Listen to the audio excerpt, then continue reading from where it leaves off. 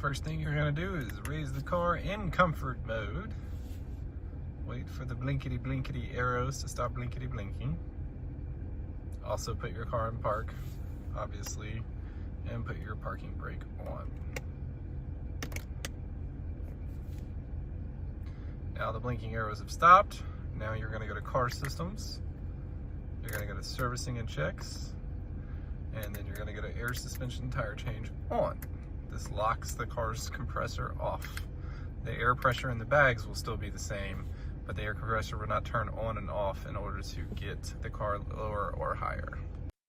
You're probably wondering why your menu might look a little different than the one previous. That's because you might have a refresh. If you have a C7.5 or a 2016 to 2018 model, your menus are going to be a little off. So in order to get your car ready to jack, you're going to go here to car. You're going to change from dynamic or whatever mode you're in to comfort. And once you do that, you're going to raise the car. These blinky boys are going to go for a while, but when they're done, your car is good.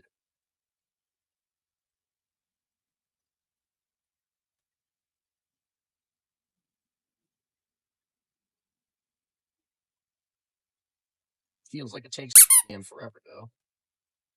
Cool. All right, now you got to lock the suspension in place. So you're going to go to Car Systems, scroll down to Service and Control, and then Air Suspension Wheel Change. You're going to activate that, and then your car is good to go. So in this case, we're going to pull this panel off right here. You put your hand under there, pull it down, and have a leaf up here. Obviously, chock your wheels. Make sure that you have something behind them, even with the parking brake on, because we don't want things to fail. And then you're going to go under there and go. Let's see if see if you can see, now that we're in comfort mode and raised, that jack fits into there perfectly. So we're going to now loosen and then tighten the jack just so it's barely on there. There's not much room to work with. Right?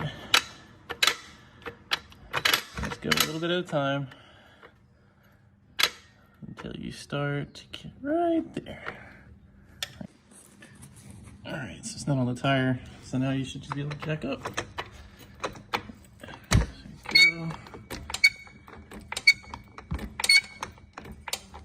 And again, you're on the middle of the jack pad, so now we just go up.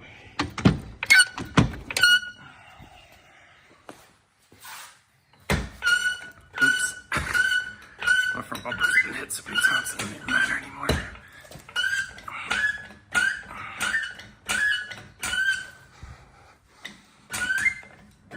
And always slow down and check every so often.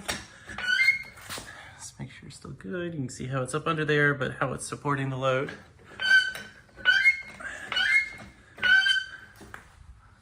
So the next key critical thing is rubber pads, right? Because that's gonna actually keep everything from being marred. So go back under here.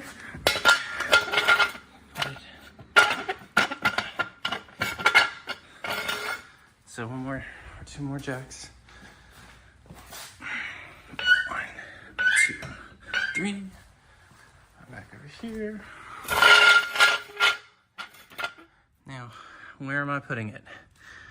Putting it right smack center of that plastic piece.